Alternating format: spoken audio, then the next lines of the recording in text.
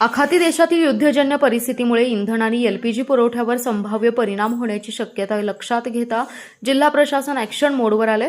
घरगुती गॅसचा अवैध वापर आणि सिलेंडरचा गैरमार्गाने पुरवठा रोखण्यासाठी जिल्हा पुरवठा पथकाच्या पथकांनी सांगली आणि मिरजेत 3 ठिकाणी धडक कारवाई करत तब्बल 9 एलपीजी सिलेंडर जप्त केलेत।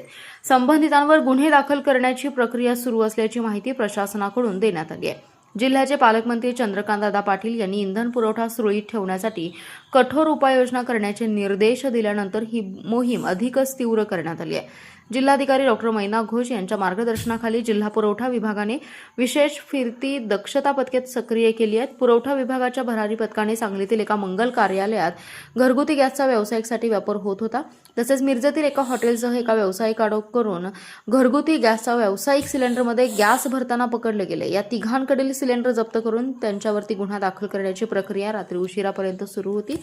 घरगुती गॅस सिलेंडरचा व्यावसायिक वापर होत असल्याचे निदर्शनास आले। काही ठिकाणी सिलेंडरचा अनधिकृत साठाही आढळल्याची माहिती समोर आली आहे।